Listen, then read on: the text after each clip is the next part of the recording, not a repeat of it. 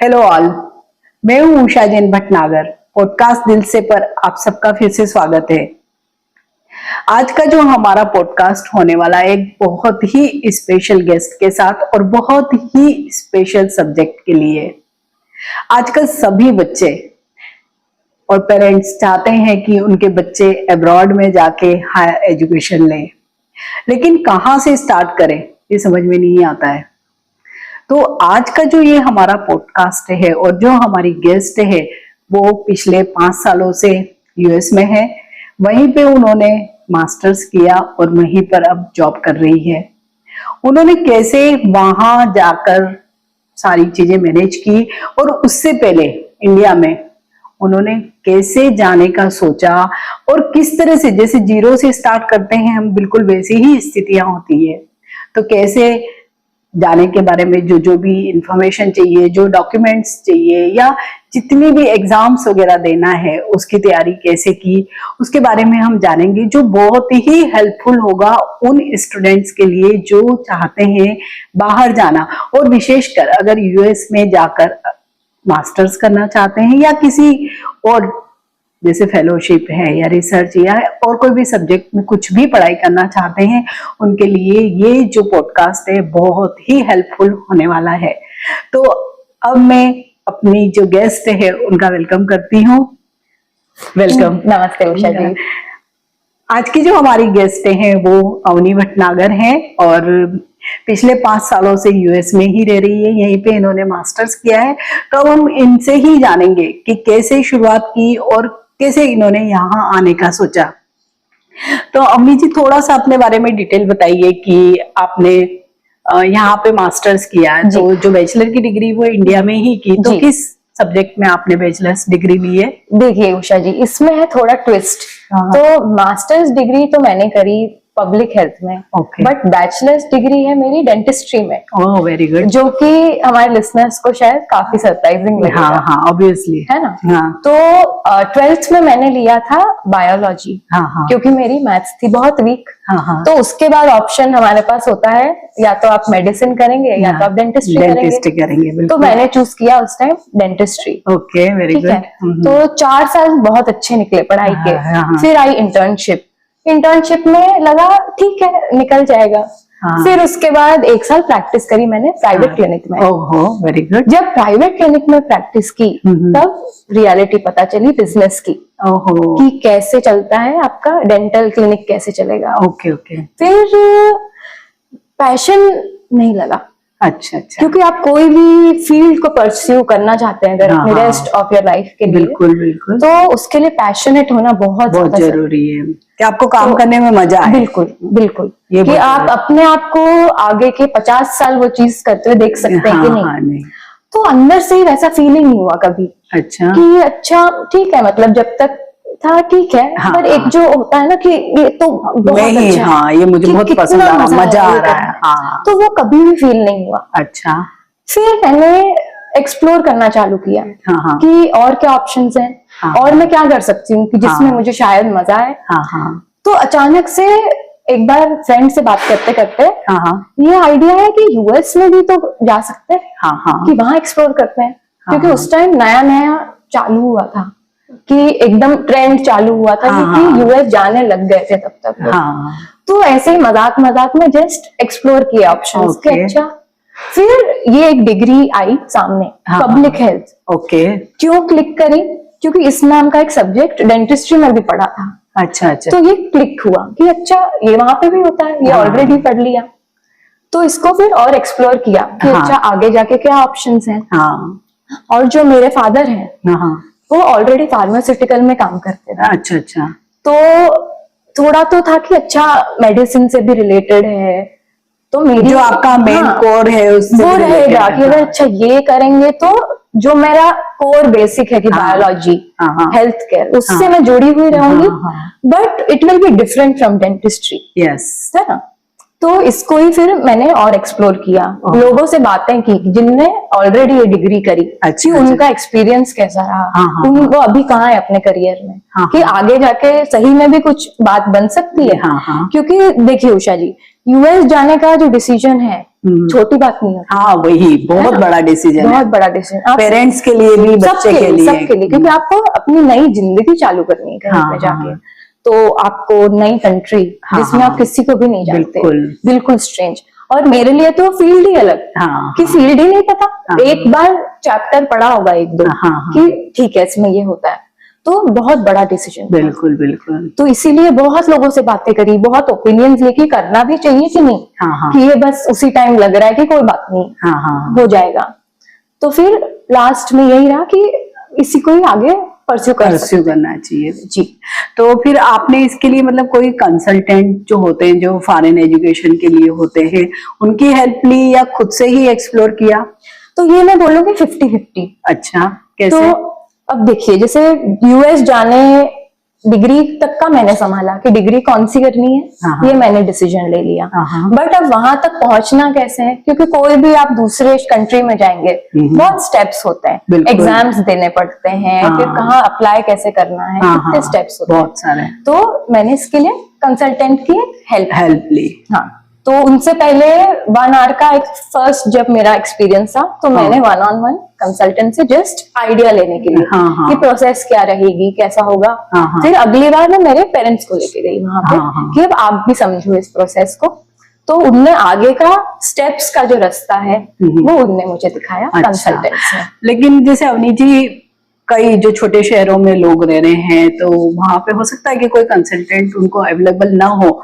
तो इस पॉडकास्ट के जरिए आप उन लोगों को ये बताइए, ये गाइड करिए कि अगर आपने कंसल्टेंट की मदद नहीं ली तो आप खुद भी वहां जाने के जो भी तरीके हैं खुद कर सकते हैं, या कंसल्टेंट जरूरी ही है? बिल्कुल भी जरूरी नहीं है। हाँ, तो कैसे शुरुआत करें? जी, तो मैं आपको एक रफ बता देती हूँ स्टेप्स जो बोलते हैं। तो कंसल्टेंट भी बेसिकली आपको यही बताएंगे जो मैं आपको बताने जा रही हूँ।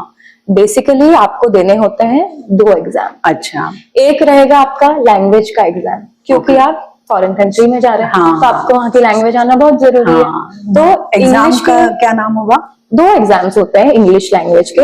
एक होता है IELTS, ओके। दूसरा होता है TOEFL, ओके। तो इन दोनों में से कोई भी आप लेंगे तो चलेगा, मतलब सब कंट्री में सब चलेगा? हाँ, जो भी जहाँ की भी प्राइमरी लैंग्वेज इंग्लिश है, वहाँ पे ये दोनों टेस्ट मान्य होता है। और दोनों का इक्वल वेटेज है, ऐसा नहीं है कि ये टेस्ट देंगे तो आपको ज्यादा प्रेफरेंस मिलेगी, ऐसा कुछ भी नहीं है। मतलब दोनों कोई सा भी कर सकते हैं। बिल्कुल। और बाकी जो दूसरा एग्जाम है वो डिपेंड करेगा आप कौन सी फील्ड चूज कर रहे हैं मास्टर्स करने के लिए। लाइक देखिए, जैसे मेरा मास्टर्स इन पब्लिक हेल्थ था, तो वैसे ही अगर आप इंजीनियरिंग भी करेंगे तो आपको देना पड़ेगा GRE, ओके, जिसमें मैं थोड़ा आपको इसका डिटेल भी बता देती हूँ इस एग्जाम का।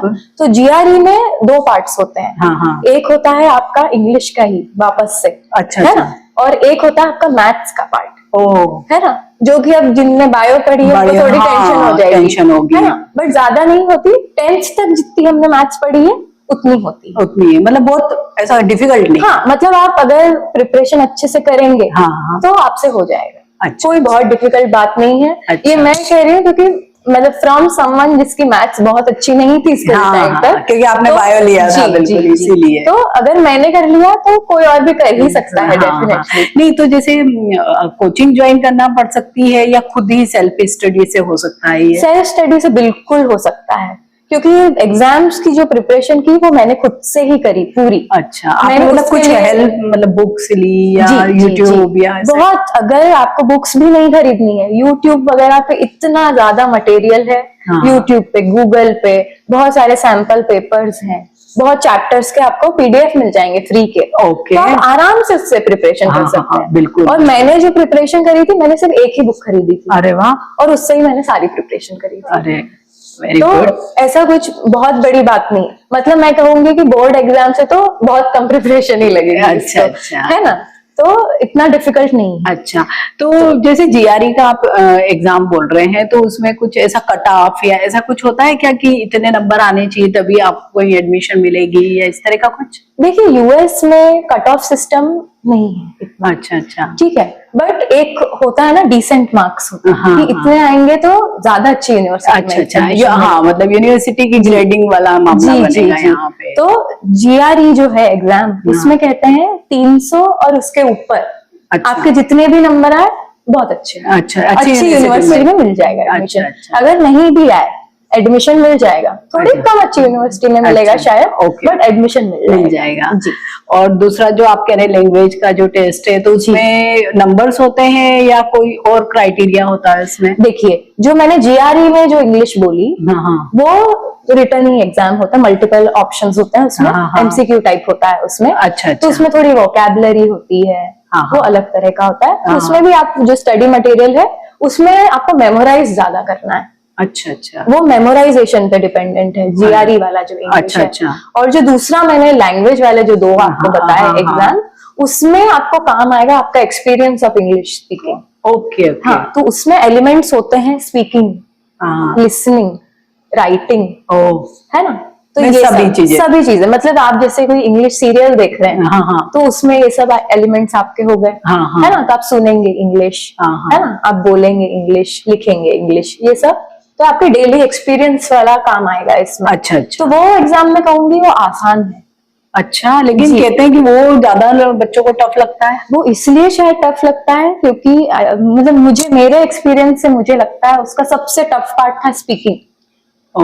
जी, राइटिंग और लिसनिंग इतना नहीं है क्योंकि आजकल हम टीवी पे इतनी इंग्लिश सुनते हैं कि हमारे कान यूज्ड टू हो गए उतनी इंग्लिश सुनने के, है ना। तो सबसे कठिन पार्ट था मेरे लिए स्पीकिंग, नॉट बिकॉज मेरे को इंग्लिश बोलनी नहीं आती है, बिकॉज उस एग्जाम में होता है, एग्जामिनर आपके सामने बैठा होता है, आप एंटर करते हैं एग्जाम हॉल में, वो आपको एक टॉपिक देता है, उसी टाइम बैठे बैठे आपको उसी टाइम बोलना है 5 मिनट उस टॉपिक। अच्छा, ऑन द स्पॉट मिलेगा, मतलब रैंडम टॉपिक मिल सकता है, कोई भी रैंडम टॉपिक, कोई भी रैंडम। अब जैसे मुझे याद है मेरे एग्जाम में उनने मुझे मॉल्स के बारे में पूछा था, क्योंकि मैंने मेरा एग्जाम दिया था सूरत में, और सूरत में बहुत मॉल्स हैं, और मेरा जो एड्रेस था उसमें मैंने मेंशन किया था कि मैं एक मॉल के ऑपोजिट रहती हूँ। तो उनने मेरा वो एड्रेस पढ़ा और उन्होंने बोला अच्छा मॉल के बारे में बताओ, बोलो 5 मिनट। तो उस टाइम सोचना भी है, अच्छी इंग्लिश बोलनी भी है, और ऐसा नहीं है कि कोई सर पैर ही नहीं है उस कन्वर्सेशन का, है ना। बिल्कुल, मतलब कि अगर मीनिंगफुल कन्वर्सेशन, मीनिंगफुल होना चाहिए, अब सही में मतलब मॉल को डिस्क्राइब कर रहे हैं। तो इससे वो लोग क्या टेस्ट करते हैं कि आप अमेरिका जाएंगे या यूके जाएंगे तो आप लोगों से बात कर पाएंगे कि नहीं, कि अपनी बात रख पाएंगे कि नहीं, उनकी बातें समझ पाएंगे कि नहीं, है ना। तो ज्यादातर मुझे लगता है कि लोग इसमें घबरा जाते हैं, और इसमें उनके बहुत बैंड कम आते हैं। लेकिन आपने ये बहुत अच्छी बात बताई कि कैसे तैयारी करनी है, मतलब किताबी तैयारी नहीं है इसकी, बिल्कुल किताबी तैयारी, मतलब इसकी प्रैक्टिकल तैयारी ज्यादा होगी। बोलना चालू करिए, सुनना चालू करिए, ज्यादा चीज, मतलब बच्चों के लिए आपकी तरफ से यही टिप है कि जो सीरियल आप देखते हैं अब एंजॉय करने के लिए नहीं, थोड़ा सुनने, शब्द समझो, हाँ, उस पे ध्यान दो कि प्रोनाउंसिएशन कैसे हो रहा है, कैसे शब्द को बोल रहे हैं, है ना। तो आपका बोलने का भी फायदा ही होगा, ये तो एक स्किल है इंग्लिश तो आजकल के जमाने में। जी, तो ये जो दोनों आपने एग्जाम दिए जीआरई एंड जो लैंग्वेज का आईएलटीएस या टॉफेल, आपने कौन सा आईएलटीएस दिया था? जी, मैंने आईएलटीएस दिया था। तो इसके जो भी रिजल्ट्स हैं वो ऑन द स्पॉट ही आ जाते हैं, मतलब तुरंत ही मिल जाते हैं ना? देखिए, जो जीआरई एग्जाम है वो जैसे ही आप अपना लास्ट क्वेश्चन सबमिट करेंगे वो आपको कैलकुलेट करके उसी टाइम आपका रिजल्ट बता देगा। बट ये जो इंग्लिश लैंग्वेज है इसका रिजल्ट आपको 2 हफ्ते या 3 हफ्ते के बाद मेल में आएगा। अच्छा जी। तो फिर इसके बाद का क्या प्रोसेस होता है कि जैसे हमने किसी यूनिवर्सिटी में फिर अप्लाई करना होता है, जी, तो मतलब ये वाले दोनों जो नंबर्स हैं वो आपको वहां पे सबमिट करने पड़ते होंगे, प्लस जैसे किसी भी यूनिवर्सिटी में आप अप्लाई कर रहे हैं तो और क्या क्या डॉक्यूमेंट्स वो लोग मांगते हैं? जी, तो मैं स्टार्ट करती हूँ ये बता के कि जो अमेरिका की यूनिवर्सिटीज होती हैं उसमें 2 टाइम एडमिशन होता है, 2 साइकिल्स होता है एडमिशन के। फर्स्ट साइकिल होता है आपका फॉल का, फॉल है अगस्त सितंबर के महीने, और एक होता है विंटर का, विंटर महीना है आपका जनवरी। तो ये 2 सेशन स्टार्टिंग टाइम होता है। अच्छा, जैसे अपने इंडिया में तो केवल जून जुलाई में ही होता है, एक ही सेशन होता है, वहाँ पे 2 सेशंस होते हैं, तो आपके पास 2 बार मौके हैं। क्या सपोज इसमें नहीं मिला तो आपके पास, आप जानते अगर आप इस वाले के लिए लेट हो गए थोड़ा, तो आपके पास स्टिल मौका है थोड़े महीने बाद कि आप इस वाले में जा सकते हैं। तो मैं आई थी जनवरी वाले सेशन में, क्योंकि तब तक मेरा एप्लीकेशन, मुझे लेट हो गया था वो वाली एप्लीकेशन प्रोसेस के लिए। अच्छा। और एक और मैं बात ऐड करना चाहती हूँ यहाँ पे कि जब भी आप सोच रहे हैं अप्लाई करने का, उसके कम से कम 1 साल पहले से आपको तैयारी चालू करनी है। अच्छा, मतलब बहुत लंबा प्रोसेस है ये। क्योंकि मतलब आप चाहो कि अगर आज मैंने सोचा 2 महीने बाद मैं एडमिशन ले लूं तो पॉसिबल नहीं है, बहुत डिफिकल्ट है। क्योंकि ज्यादातर लोग, अब जैसे हम बात करें मास्टर्स के लिए जाएंगे, तो या तो वो ऑलरेडी नौकरी कर रहे हैं, है ना, और या तो वो कुछ पढ़ाई कर रहे हैं। तो इतना टाइम उन्हें रोज अपने डेली लाइफ में मिलेगा ही नहीं कि वो पूरा दिन इसको डेडिकेट कर पाए। तो जितना हाफ डे आपको मिलेगा या दिन में 4 घंटे आप प्रिपेयर करेंगे, तो 1 साल आपको लग ही जाएगा। अच्छा, इस प्रिपरेशन। हाँ, मतलब ये जो पूरा दोनों एग्जाम देंगे तो उसके लिए आप, और मैं सजेस्ट भी करूंगी कि आप टाइम लें, तो आपका एक ही बार में होगा ना, मतलब आपकी ये जो प्रोसेस है, आपने का टाइम इन्वेस्ट किया है, ये वेस्ट नहीं जाएगा। वेस्ट नहीं जाएगा। बहुत अच्छा। फिर उसके बाद जैसे ही हमारा ये दोनों मार्क्स हमने ऐड कर दिए, हमने अलग अलग यूनिवर्सिटी में अप्लाई किया, तो जैसे अप्लाई करने के कितने दिनों बाद वहां से कुछ भी आपके पास आता है? जी, तो मैं मेरा शेयर करती हूँ आपके साथ एक्सपीरियंस। तो मैंने एप्लीकेशंस डाली थी अगस्त और सितंबर के महीने में, और जो मुझे पहला रिजल्ट आया था, मुझे याद है दिसंबर के फर्स्ट वीक में आया था। मतलब 2 मंथ जितना लगता है, 2 to 3 मंथ्स लगेगा। मतलब उसमें आपको घबराने की या चिंता करने की बिल्कुल भी बात नहीं है, कोई बात नहीं है। और ऐसा भी होता है कि जैसे यूनिवर्सिटीज में यहाँ पे ऐसा सिस्टम है कि या तो आप एक्सेप्ट होते हैं, या आप रिजेक्ट होंगे, या आप वेट लिस्ट में जाएंगे। तो सब कुछ बताते हैं वो? जी, वो आपको लेटर भेजेंगे, उसमें लिखा होगा आप एक्सेप्ट हो गए, या आप रिजेक्ट हो गए, या आप वेट लिस्ट में हैं। अच्छा। तो अगर आप वेट लिस्ट में भी आते हैं तो दिल छोटा करने की बिल्कुल भी जरूरत नहीं है। अच्छा। हो सकता है मिल जाएगी सीट। और मल्टीपल यूनिवर्सिटी में भी करना चाहिए? जी, मैंने टोटल 7 यूनिवर्सिटीज में किया। और अगर आप कंसल्टेंट के पास जाएंगे, तो अब मेरे कंसल्टेंट ने भी ये किया था कि मुझे एवरेज यूनिवर्सिटीज दी थी, और मुझे लग रहा था कि मेरा तो इससे कैपेबिलिटी थोड़ी ज्यादा है, स्कोर भी ज्यादा था। तो फिर मैंने उनकी बात नहीं मान के 5 यूनिवर्सिटीज अपनी ही मर्जी के करियर। अच्छा, मतलब टोटल आपने 7 करी। तो अगर आप कंसल्टेंट की मदद ले भी रहे हैं, अपनी रिसर्च पूरी करिए। अच्छा। हाँ। प्लस आपकी जितने 7 जगह पे आपने अप्लाई किया, तो 7 जगहों से आपको मिला था? जी, मेरे 100% एक्सेप्टेंस। मतलब वेरी गुड। तो फिर उसमें आपने चूज किया कि कौन सा मुझे लेना चाहिए? Yes. क्योंकि उसमें स्कॉलरशिप का भी बड़ा रोल रहता है। तो मैं ये भी ऐड करूंगी कि 7 जगह मैंने अप्लाई किया, उसमें से 4 कॉलेजेस में मुझे स्कॉलरशिप भी ऑफर हुई थी। अच्छा। जी। अच्छा। तो फिर उसमें से मैंने चूज किया किस बेसिस पे? फर्स्ट मैंने देखा रैंकिंग ऑफ कॉलेज, क्योंकि अमेरिका में कॉलेज की रैंकिंग बहुत मैटर, बहुत इंपॉर्टेंट है। बहुत इंपॉर्टेंट है आपके आगे करियर प्लेसमेंट आपकी बहुत इंपॉर्टेंट है। क्योंकि आपको केवल पढ़ना नहीं है, जॉब मिलना भी बहुत हम ये क्यों कर रहे हैं? ये हम करियर बनाने के लिए ही कर रहे हैं। बिल्कुल। तो ये वाला मैंने इसलिए चूज किया। सो मैं बता देती हूँ यूनिवर्सिटी का नाम जो मैंने चूज करी।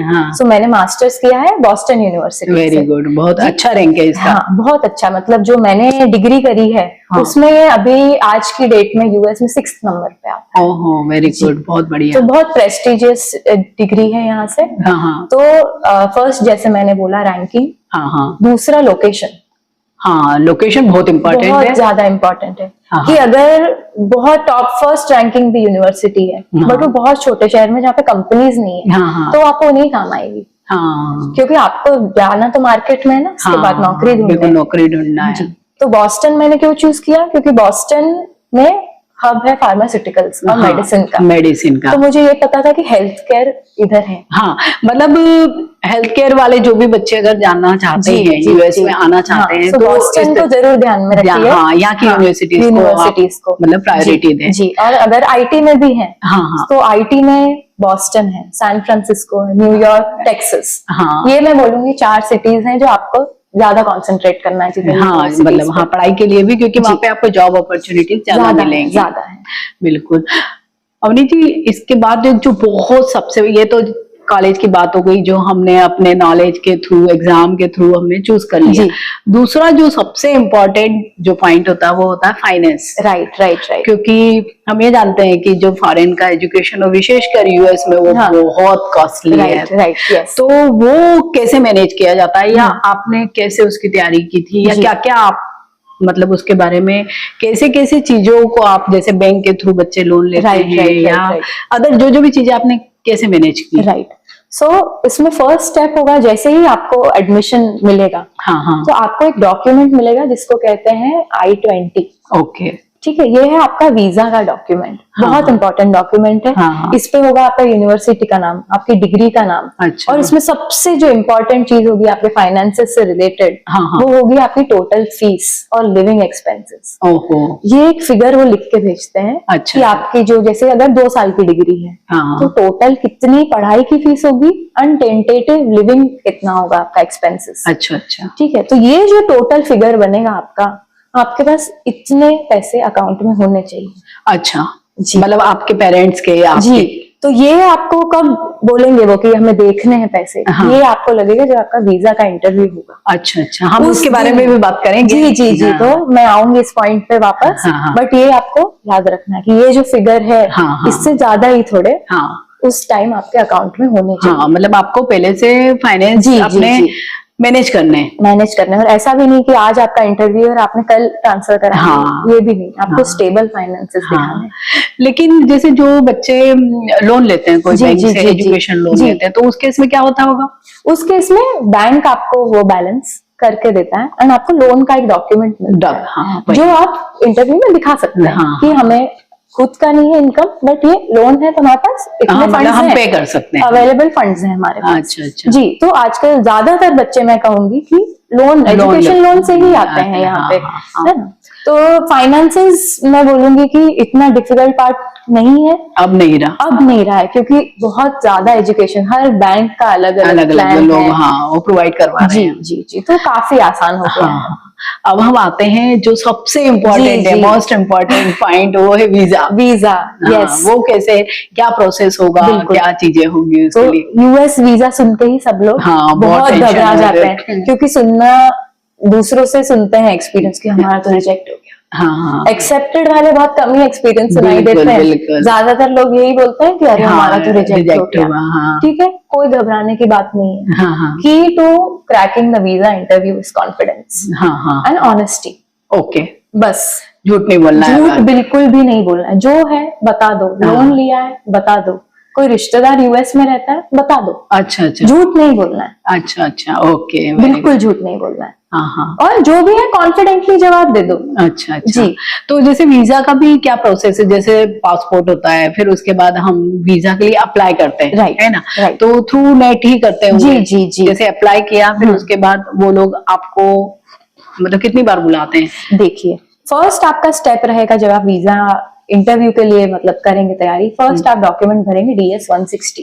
अच्छा, DS-160 में आपका इंडिया में जो एड्रेस है, हाँ, हाँ, इंडिया की आपकी सारी डिटेल्स ले ली जाएंगी। अच्छा, फिर आपका, आप कहाँ जा रहे हैं यूएस हाँ। में, वो सब डिटेल्स ले ली जाएंगी। क्या करने जा रहे हैं, आपका पर्पस क्या है विजिट का, वो Okay. सब डिटेल्स ले ली जाएंगी। अच्छा। तो आपको ऑनेस्टली भर देना है वो सब। अच्छा। बहुत इंपॉर्टेंट डॉक्यूमेंट है DS-160। अच्छा, ये ही डॉक्यूमेंट ऑफिसर्स के पास होता है जब वो हमारा इंटरव्यू ले रहे होते हैं। अच्छा, अच्छा, तो आपको okay. कुछ भी झूठ नहीं बोलना है। हाँ, मतलब उससे टैली करना चाहिए, यस, तो हाँ। जो भी आप बोलने वाले हैं वही लिखिए, लिखा हुआ। और जो भी लिखा है वही बोलिए। बोलिए। हाँ, तो तो ये वो तो- सच के केस में ही होगा। बिल्कुल। अगर हम झूठ बोल रहे होंगे तो हमें याद नहीं रहेगा, गड़बड़ हो जाएगी, हाँ। एंड फिर आपका उसी पॉइंट पे वीजा रिजेक्ट हो जाएगा। अच्छा, अच्छा, ठीक है, तो ये हो गया एक चीज। हाँ, हाँ। फिर इसके बाद वीजा इंटरव्यू होता है 2 पार्ट्स में। हाँ, हाँ, फर्स्ट बोलते हैं बायोमेट्रिक्स पार्ट अच्छा। होता है, सेकंड होता है आपका असली इंटरव्यू। अच्छा, अच्छा, बायोमेट्रिक्स पार्ट में कुछ भी नहीं होता है, उसमें आपके फिंगरप्रिंट्स लिए जाते हैं। अच्छा, अच्छा, ओनली फिंगरप्रिंट्स लिए जाते हैं, दैट्स इट। हाँ, हाँ, वो बहुत छोटा अपॉइंटमेंट होता है, मतलब आप अच्छा। एक बार ऑफिस में जाएंगे, 10 मिनट में बाहर आ जाएंगे, कुछ भी नहीं अच्छा, करना है। अच्छा, ठीक है, मेन जो है वो है वीजा इंटरव्यू वाला हाँ, दिन। हाँ, वो बड़ा टफ है। बहुत, उस टाइम टेंशन भी बहुत होती है जब वीजा इंटरव्यू हाँ, चल रहा बिल्कुल, होता है। ऑब्वियस है वो। ठीक है, तो आप अपने डॉक्यूमेंट सब लेके जाइए। हाँ, हाँ। ठीक है, तो आपको क्या क्या कैरी करना है? फर्स्ट सबसे इंपॉर्टेंट DS-160, जैसे मैंने बिल्कुल, पहले भी बिल्कुल। बोला, आपका अपॉइंटमेंट का प्रिंट आउट। हाँ, हाँ। ठीक है, एंड जो मैंने पहले मेंशन किया था, आपको एक I-120 जो आपको मिलेगा वो यूनिवर्सिटी की तरफ यूनिवर्सिटी की तरफ से, हाँ, वो आपको कैरी करना है। पासपोर्ट कैरी करना है, वो हाँ, सबसे हाँ, इम्पोर्टेंट है। बहुत, वो तो सबसे जी। ज्यादा। फिर आपकी पासपोर्ट साइज फोटोज, हाँ, हाँ, एंड जो आपने बैंक से अगर लोन लिया है उसका डॉक्यूमेंट, हाँ, या अगर नहीं लिया है बैंक, उस केस में आपका बैंक का स्टेटमेंट कि आपका कितना बैलेंस है, ये सब। हाँ। तो ये है कि डॉक्यूमेंट्स बता रही हूँ मैं अच्छा, आपको अच्छा। कि ये सब कैरी करना है। हाँ। उसके अलावा जो आपको एडमिट लेटर आया आपकी यूनिवर्सिटी से कि हाँ भाई हमने एक्सेप्ट किया है हाँ, स्टूडेंट हाँ, को, हाँ, वो एडमिशन लेटर आपको जरूर लेके जाना है। ओके ओके जी, क्योंकि ज्यादातर देखिए इंटरव्यू में ऐसा होता है, डॉक्यूमेंट्स मांगते नहीं है वो लोग, बट अच्छा। कभी अगर आपसे मांग लिए कोई प्रूफ तो हमारे पास आपको होना प्रिपेयर्ड चाहिए। होना है। हाँ, तो immediate हम दे थोड़े सकते हैं। ज्यादा भी कैरी करने पड़ गए डॉक्यूमेंट्स, कोई बात नहीं, एक्स्ट्रा अच्छा, कैरी करिए, अच्छा, कोई अच्छा। बात नहीं है उसमें। ठीक है, तो वीजा इंटरव्यू ज्यादातर जो आपका टोटल आपके अंदर जाने से बाहर आने तक, मैं कहूंगी एटलीस्ट 2 या 3 घंटे तक टोटल होता है ये सब। अच्छा अच्छा जी, मतलब इंटरव्यू इतना लंबा होता है? इंटरव्यू सिर्फ 2 मिनट का होता है। ओके। लाइन इतना चेकिंग, सिक्योरिटी चेकिंग, उस इंटरव्यू विंडो तक पहुंचने में ही आपको इतनी देर लग जाती है। हाँ, और वो बड़ा टेंशन वाला टाइम भी होता टेंशन है। वाला टाइम कि ऐसे भी होता है, जैसे मेरे साथ ऐसा हुआ था, मेरे आगे 2 और स्टूडेंट्स थे, हाँ हाँ। दोनों रिजेक्ट हो गए। ओह, और फिर मुझे इतनी ज्यादा टेंशन हो गई कि अब Obviously, हाँ, मेरे होगी आगे ही। तो दोनों हो गए, अब मुझे भी मिलेगा कि नहीं मिलेगा। हाँ हाँ। तो ये है, इंटरव्यू का खेल सिर्फ 2 मिनट का है वो, ओके कि वो आपसे शायद टोटल 5 क्वेश्चंस पूछेंगे बस। आपसे क्या पूछे थे? तो मुझसे फर्स्ट यही पूछा था कि क्या डिग्री परस्यू करने वाली हूँ मैं, हाँ हाँ और मुझे क्यों ये डिग्री परस्यू करनी है, हाँ हाँ और मेरा यूएस में ऑलरेडी कोई रिलेटिव्स रहते हैं कि नहीं रहते हैं। हाँ हाँ हाँ फिर ये पूछा था कि एजुकेशन फंड कौन करने वाला है, हाँ। स्टे कौन फंड करने वाला है। हाँ हाँ तो तब मैंने बोला था कि मेरे फादर करने वाले हैं। हाँ। ठीक है, एंड सबसे इम्पोर्टेंट क्वेश्चन होता है जिसपे जाके रिजेक्शन या एक्सेप्टेंस टिका हुआ है, अच्छा। वो है वो क्वेश्चन कि are you going to come back to India, oh, जिसमें ज्यादातर लोग बोल देते हैं कि नो, हाँ हम तो जॉब करेंगे यूएस में। हाँ। ये आपको नहीं बोलना है, हाँ, ये बहुत ही यहाँ पे इम्पोर्टेंट हमें ऑनेस्टी नहीं दिखानी है हाँ हाँ इस एक क्वेश्चन में, क्योंकि देखिए अब हम जा रहे हैं दूसरी कंट्री में, हाँ। टेक्निकली हम वहां के लोगों का जॉब छीन रहे हैं। हाँ। अगर हम वहां पे नौकरी करेंगे, हाँ। उन्हें तो वो चाहिए नहीं, हाँ। वो चाहते हैं उनके लोग ही जॉब करें। हाँ। तो जब वो ये क्वेश्चन पूछेंगे कि आप इंडिया वापस आएंगे कि नहीं, हाँ। तो आपको देशभक्ति दिखानी है हाँ। कि हम आएंगे इंडिया वापस, हम अपने देश में सेवा करेंगे, जो हमने वहां सीखा है वो हम यहाँ पे आके यूज करेंगे। यूज करेंगे, बस ये बोल देंगे आप, एक्सेप्ट हो जाएगा। हाँ हाँ। अच्छा, आपने बहुत ही की पॉइंट है। यस, ये मेक और ब्रेक क्वेश्चन है आपका। अच्छा अच्छा। Yes. फिर जैसे कि हमारा सिलेक्शन मतलब हुआ नहीं हुआ, वीजा हमको मिलेगा, ये कैसे मालूम पड़ा आपको? कुछ ज्यादा नहीं होता है, वो आपका पासपोर्ट लेंगे पहले ही, हाँ हाँ। अपने पास रख लेंगे, अगर रख लिया एक्सेप्ट हो गया, ओह। अगर आपको वापस मिल गया रिजेक्ट हो गया। रिजेक्ट हो गया। ओ, तो कोई कोई ऑफिसर जो ज्यादा लीनियंट होते हैं बोल भी देंगे कि ओके डन, हाँ हाँ। ज्यादातर नहीं बोलते। अच्छा अच्छा, तो ये मतलब आपको है, खुद ही समझ जाना खुद ही है। समझ जाना, अगर वापस आ गया अपने हाथ में पासपोर्ट तो रिजेक्ट हो गया। Okay okay. Yes. अच्छा, फिर जैसे कि ये वीजा वाला प्रोसेस हो गया, तो उसके बाद जो आपको पासपोर्ट उन्होंने रख लिया, वो जी। आपके पास वापस कब आता है? ये भी है 2 से 3 हफ्ते। 3 हफ्ते, जी, मतलब इतना विंडो पीरियड है वहां पे यस, भी। और इसमें भी 2 तरह के डिलीवरी होता है। अगर आपने प्रीमियम प्रोसेसिंग करी हाँ हाँ। तो 2-3 हफ्ते में आएगा, हाँ। अगर नॉर्मल प्रोसेसिंग करी 6 हफ्ते में आएगा। अच्छा अच्छा जी। तो जैसे ये पूरा जो वीजा का प्रोसेस है, मीन्स शुरुआत से लेके, जी। मतलब जब आपने एग्जाम दिया जीआरई का, देन जिस दिन आपको वीजा मिल गया, तो टोटल कितना पैसा लग जाता होगा केवल इस प्रोसेस में ही? जी, तो जीआरई एग्जाम्स की फीस मैं कहूंगी इतनी ज्यादा नहीं है जितनी वीजा की फीस है। अच्छा जी, major I would say visa की फीस है, एंड बाकी जो कॉलेज एप्लीकेशन की फीस होती है, हाँ हाँ। वो होती है ज्यादा। तो मीन्स हर कॉलेज की अलग अलग फीस होती है। हाँ, तो आई थिंक रेंज जितना मुझे याद है $100, $150 ओ, यहाँ तक भी होते हैं। कई बार ऐसा भी होता है कि आपको अपनी जो मार्कशीट्स हैं बैचलर्स की, वो डायरेक्ट कॉलेज को कुरियर भी करनी पड़ती है। अच्छा, आपके अपने original? एक्सपेंसेस पे। हाँ, अच्छा अच्छा। तो ये एडिशनल है जो कोई कॉलेज कवर नहीं करेगा, ये आपके पर्सनल एक्सपेंसेस अच्छा, हैं। जी। मतलब कितना टेंटेटिवली 50,000 से लेके 1 लाख तक का शायद खर्च जी, हो जी, जाता होगा, easily। क्योंकि आपको बाहर जाके 2 बार अगर जी, वीजा जी, के लिए जी। जाना भी है, बिल्कुल, बिल्कुल, है ना? बिल्कुल, तो टोटल बिल्कुल। मीन्स आपको थोड़ा सा ये मेंटली प्रिपेयर रहना पड़ेगा, और इसमें कोई गारंटी नहीं है कि आपको गारंटी नहीं, वीजा मिल ही हाँ, जाएगा। मतलब 1 लाख खर्च करके भी हो सकता है नहीं मिले वीजा। हाँ, और एक ये भी बात है कि सपोज कॉलेज ने आपको एडमिट लेटर दे दिया, I-20 भी दे दिया, लेकिन वो गारंटी नहीं है कि आपको वीजा मिलेगा ही। तो वही, अब जैसे मैं सिनेरियो बताती हूँ आपको। मेरी क्लासेस हो रही थी चालू शायद जनवरी 21 से। हाँ। मुझे वीजा मिला है जनवरी 5 या 6 तारीख को। मेरे हाथ में आया है वीजा। हाँ। तो ऐसा भी बहुत बार होता है कि बिल्कुल बिल्कुल एंड मोमेंट पे ही आपका ऐसा रहता है कि अच्छा जा रहे हैं, नहीं जा रहे हैं, वो जा पाएंगे, फिर आपको टिकट भी करवानी होती है। बहुत सारी चीजें आपकी टिकी हुई है उस एक चीज पे। तो वही, कोई गारंटी नहीं है। एडमिशन मिल गया, दैट डज नॉट गारंटी कि आप यूएस पहुंच ही जाएंगे। क्योंकि वीजा सबसे इम्पोर्टेंट मतलब यहाँ पे रोल उसका वीजा का बहुत है। एडमिट मिले नहीं मिले उसके बगैर भी आप ट्रैवल वीजा पे तो यहाँ आ ही जाते हैं ना लोग। बट वही, एडमिट डज नॉट गारंटी।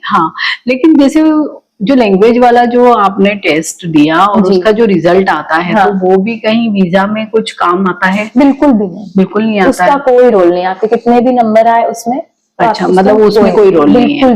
बिल्कुल भी नहीं। अच्छा, तो जैसे आप यूएस में आए हैं, तो वो वीजा क्या कहलाता है? कौन से टाइप का वीजा है वो? तो जो जब पढ़ाई करने आते हैं तो आपको मिलता है F1 वीजा। अच्छा, वो कितने साल का है?